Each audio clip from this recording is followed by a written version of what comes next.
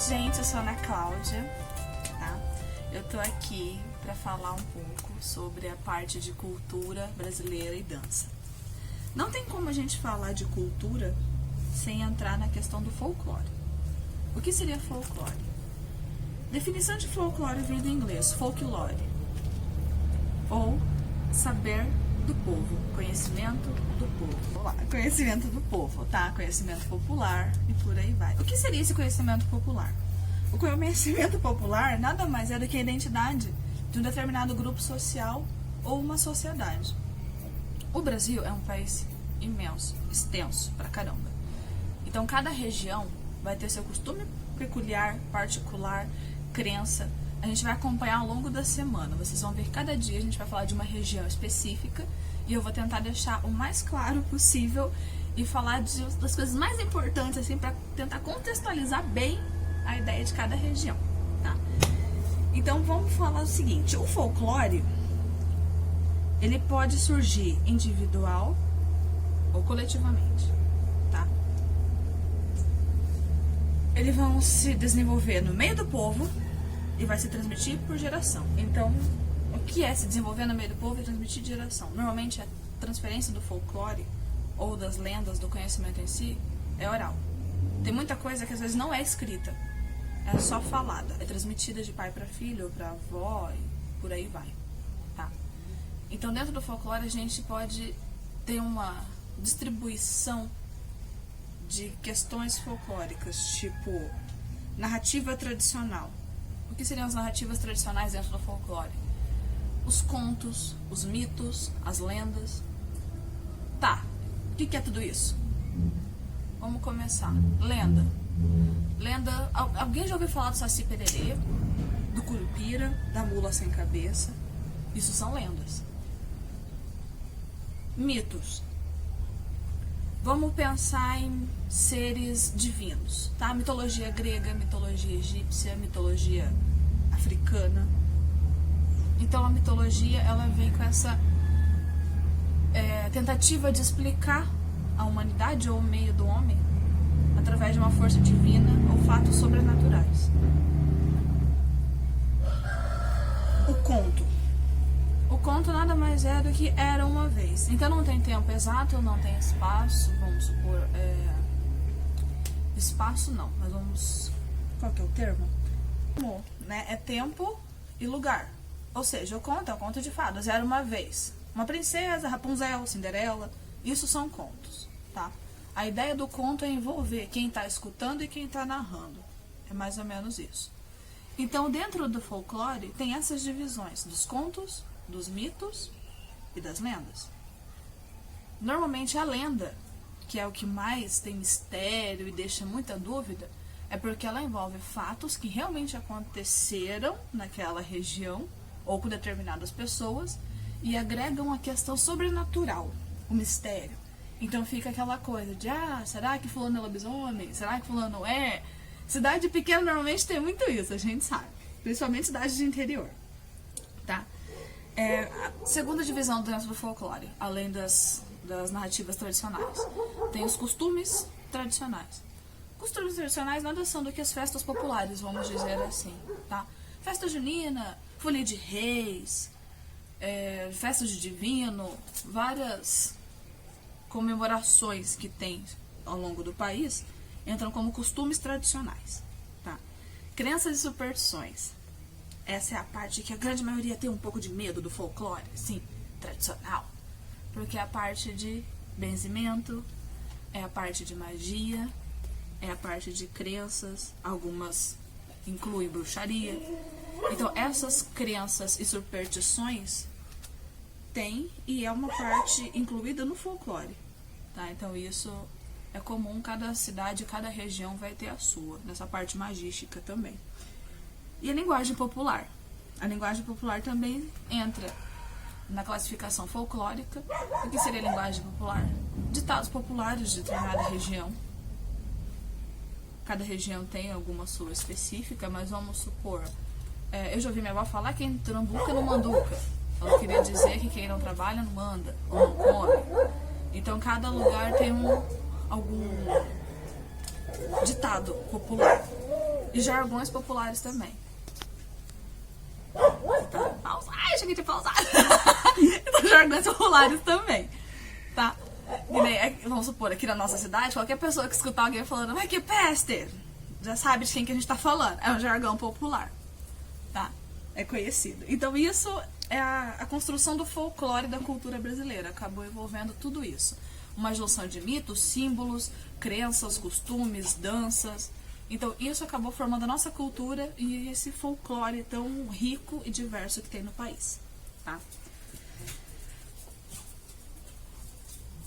Olha, não tem um consenso exatamente exato entre os estudiosos do folclore sobre de como surgiu essas tradições, vamos dizer assim. Cada lugar teve a sua específica. Mas eles a caracterizam para dizer assim que é folclórico ou que é lenda, que é alguma coisa que se enquadra nisso. Normalmente, se a transmissão for falada, como a gente já citou no começo, que é transferida oralmente um conhecimento tipo de uma erva que é boa, um chá pra dor de cabeça. Se a sua avó sabe, que ensinou pra sua mãe, que ensinou pra você. Isso é folclore. Isso é uma classificação folclórica. Tá?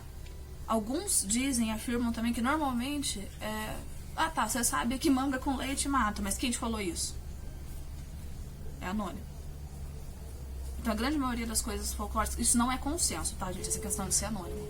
Mas a grande maioria de coisas folclóricas é anônimo. Não se sabe de onde surgiu. Surgiu, vamos dizer assim. Tá? E principalmente a população tem que acabar agregando aquilo, tem que aceitar aquilo e tem que fazer aquilo virar um costume. Senão não é uma coisa folclórica, vamos dizer assim. É uma tradição. Então todo ano lá no Amazonas tem Festival de Parintins. É folclórico. Todo ano em Olinda tem o Carnaval, tá? Maracatu e tudo mais. É folclórico. É tradição daquela região. Tá? Então além do folclore ter essa questão de às vezes nascer do anonimato e ser um costume que as pessoas acabam agregando e virando tradição de determinada região, o folclore basicamente é espontâneo.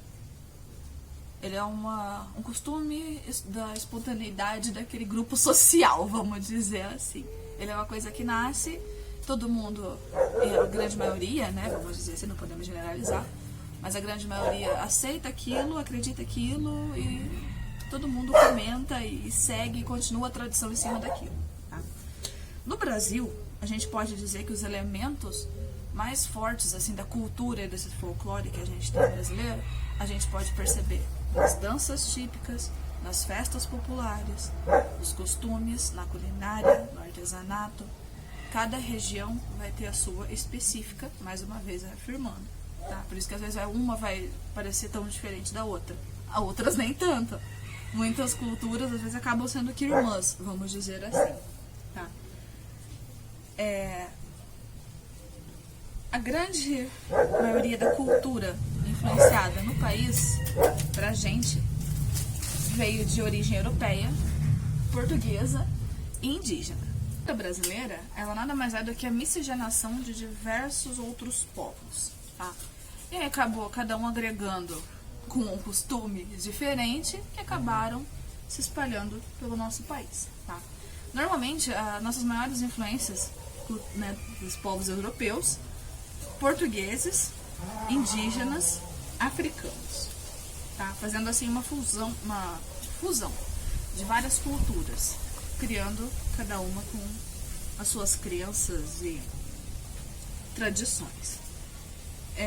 Dessa forma, a gente consegue ampliar e conhecer o que cada região tem a oferecer. E conforme você vai entendendo como foi a construção dessa cultura, você consegue identificar os elementos que influenciaram aquela determinada tradição.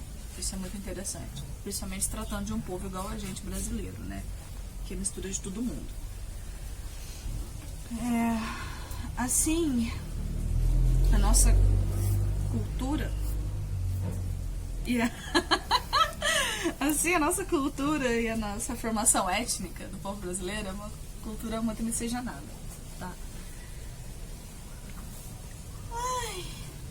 Os japoneses, a parte asiática, ela só veio para o país, só foi aceita depois do século XX. Então tem influência asiática em alguma coisa ou outra da gente, tá? Depois que a imigração japonesa começou a vir, e árabes e tudo mais. Mas até então, a maior que mais predomina é os europeus, os portugueses, os indígenas e os africanos, tá? A diversidade cultural, ela vai se basear dentro... Essa cultural, gente, a variação cultural dentro do país, ela é muito grande. Então ela vai se referir a dentro os diferentes costumes de uma determinada sociedade, tá? Então, vamos supor, dentre eles a gente pode citar as vestimentas de determinado povo, a culinária, a crença, o clima. Isso também varia muito, que vai acabar influenciando nos outros anteriores, embora pareça um absurdo, mas sim, influencia. Um exemplo, no sul. O sul, o clima é mais frio. Então você vai ver que as vestimentas, às vezes, de gaúchos e afins, são vestimentas pesadas. É muita... para esquentar, vamos dizer assim. No Nordeste, é quente, um calor do dianho, vamos dizer assim. Mas ainda assim, eles usam roupas pesadas, mas baseadas no quê? Muito couro. Porque muita gente tinha que andar no meio da caatinga, em lugar seco, então machucava muito para evitar de espinhos. Embora é um lugar quente, acabava usando muito couro por cima de tudo para poder dar esse suporte no dia a dia. Então tudo isso acaba fazendo um aglomerado e criando essa diversidade tão grande que a gente tem.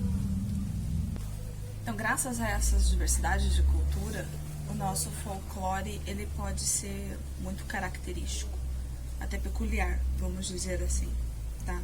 Graças a essa mistura cultural que deu origem ao nosso país. Então, várias influências de muitos lugares, conforme vai passando os dias, a gente vai acompanhar.